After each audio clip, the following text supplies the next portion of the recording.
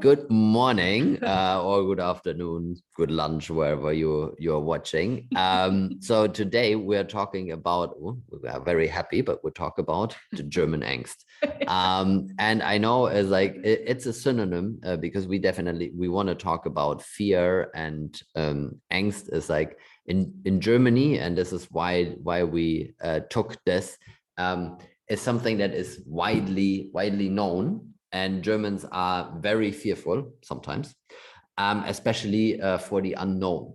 So what are some stories that you remember where people like just didn't do something because they were scared, because they had fear, and maybe that wasn't even real?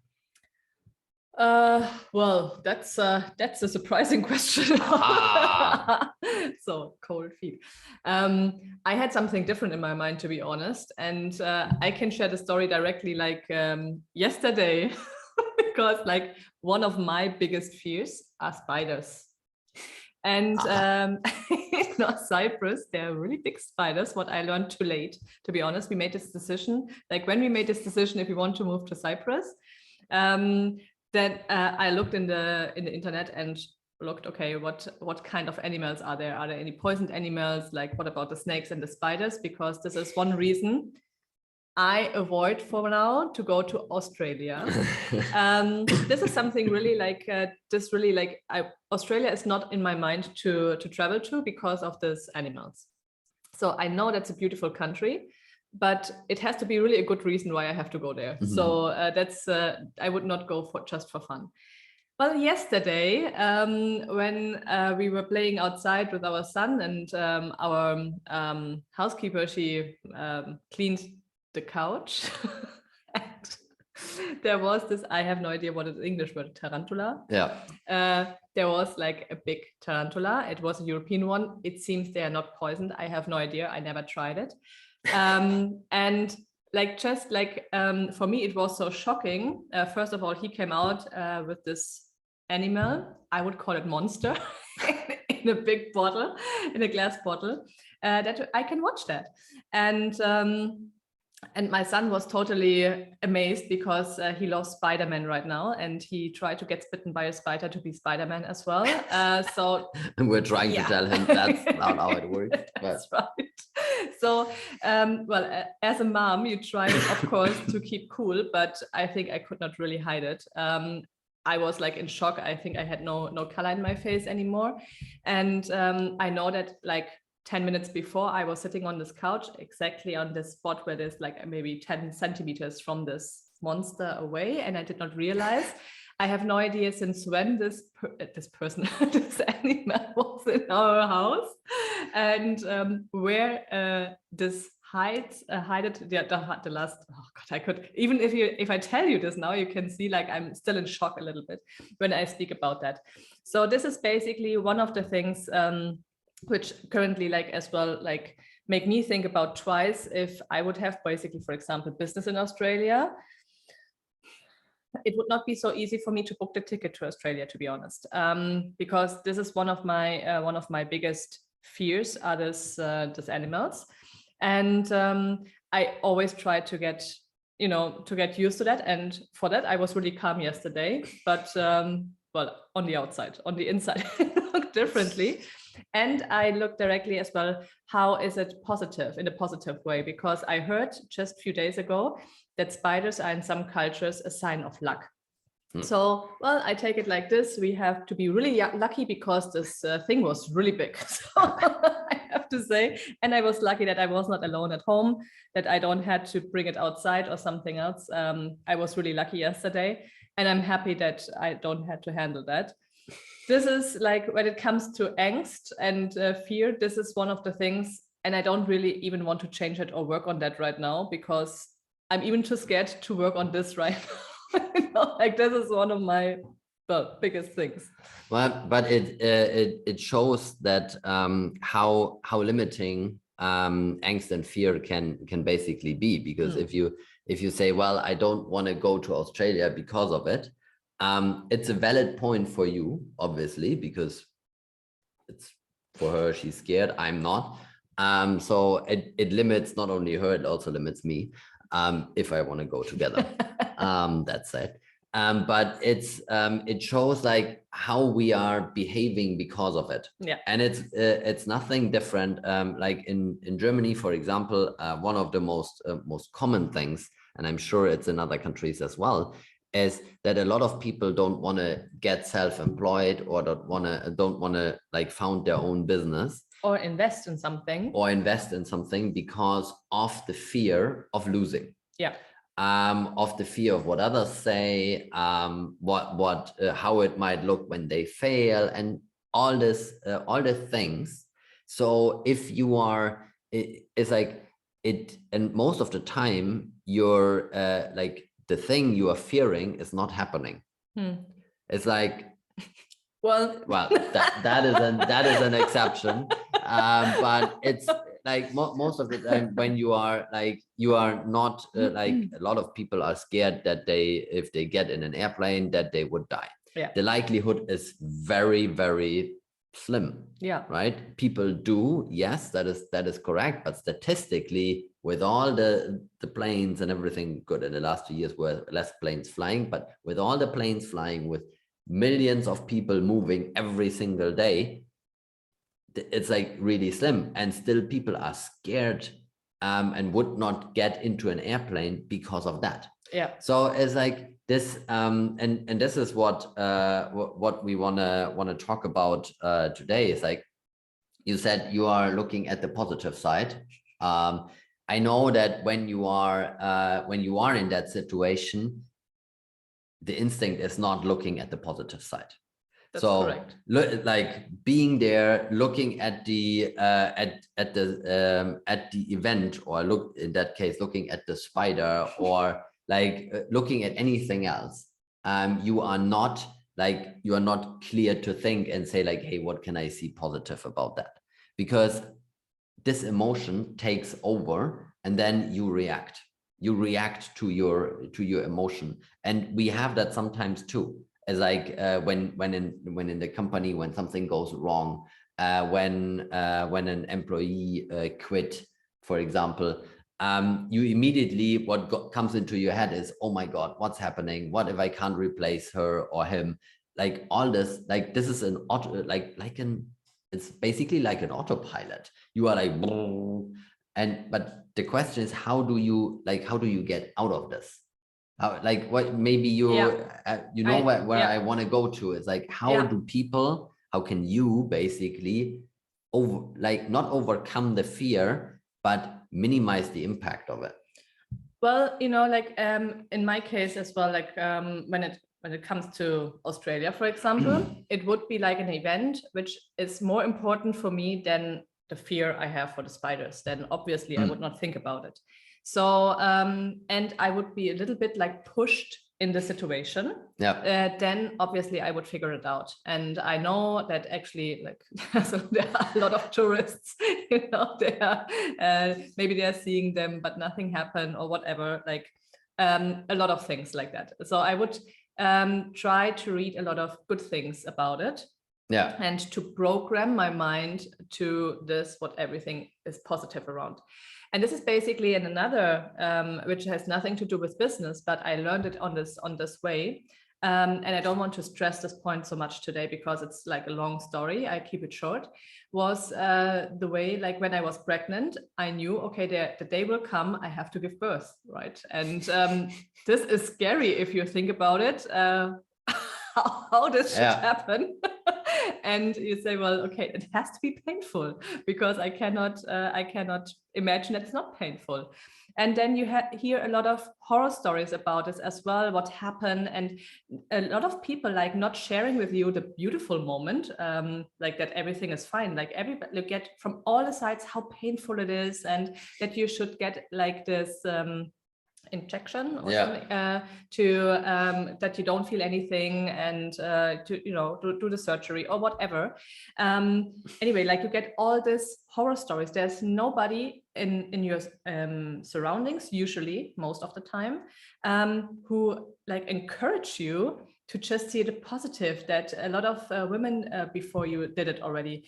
Even in Germany, even if they say like a lot of women did it before you, you know, a lot of women went through this pain before you did. So you will survive it as well. Well, this is not the point. I don't want just to survive it. You know, I don't want to have the fear of this pain. So my point was at this time, there is this book Hypnobirthing, what I read and did all this practice as well with this all this meditation. And for me, it worked really good. I said, well, you know, this is 20 euros, whatever. This is a CD. That's a little bit of practicing. I have nothing to lose. I lost the fear during this pregnancy, which is, you know, like 10 months can be really long. And if you are scared every day and think about it, it has an effect on your child as well. Yeah. And I didn't want to have it. I want to be happy. I want to be like free and, you know, not focusing on the scarcity. And this is how I made it. And I just tried to find a space where I can really focus on the positive things. And the same thing, like when you break it down now or change the topic for the investment part or the business part, like look for people they went through all this together. Okay, like this is where coaches come in place actually to let you know, okay, I did this, and even if it's not working out, what is the worst case that can happen? And they show you and make it transparent for you what really is the situation, because in your imagination, like the worst thing, like you are sitting on the street, you have no roof over your head again, and you know, like the worst thing for you is not the worst thing what actually with this decision what really can happen. And this is where you have where you need people from the outside who encourage you to do the things and really break it down. This is, I would say that this is the most important thing, and what me helped as well to go through the things. And this is more mindset. You need a good mindset coach, okay, who really shows you how you can control your emotions and go with you this journey and talk with you about the scarcity. Everybody of us has fear or something. And I really I showed you really openly what I did. So everybody is scared. It's not that you're not allowed to have fear anymore. It's about how you handle this fear and do it anyway. Like there was one TikTok from Will Smith. I really loved that. He said, well, if you have fear, doesn't matter, just do it scared. So just do it, and then you do it. Most of the things, great things we are doing, we're doing scared actually. So we say, well, this is crazy what we are doing here. Let's do it anyway. So, or jumping out of the airplane, you know, things like that. Just do it, even if you are shaking because you are so scared. But do it with a coach, not do it alone. We did not jump out of the airplane by ourselves. We had somebody who was who knew what he's doing. Exactly. Yeah. So I don't say jump into death and it doesn't financially or physically. No.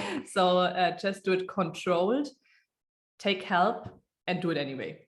Yeah, that's the point basically.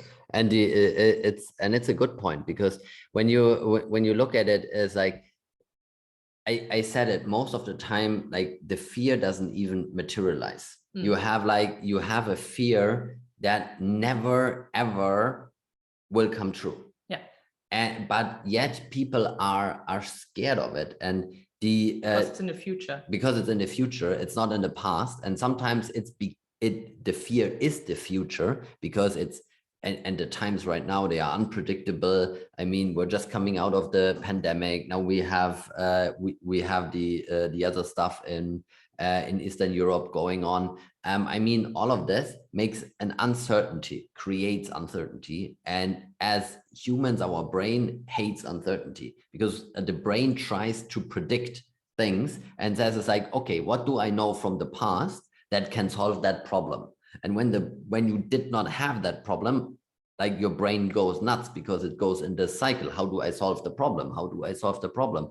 Even though the problem isn't even there, or doesn't have an effect on you immediately.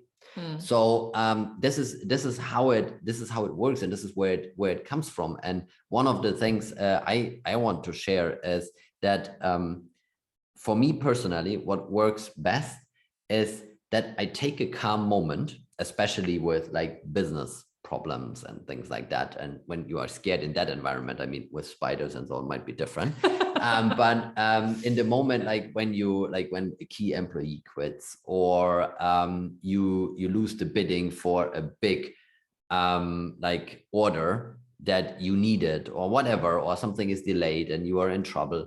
What I'm like, I try to get calm in that moment. I try to get my mind off this topic, because it doesn't help if your mind is constantly stuck on that thing. You have to move your mind somewhere else. And sometimes that can be like music, that can be an audio book, that can be a book, watch a movie, a comedy movie, watch something stupid where you don't have to really think. Whatever you have to do, you know that usually best. Just get it off. Sometimes it helps. Playing with our son helps as well. And then start doing something, even though you don't know like if that is gonna like yield the end result or not, but you feel immediately better because you are doing something. And most of the time you don't feel even like that, doing something like push you through these moments.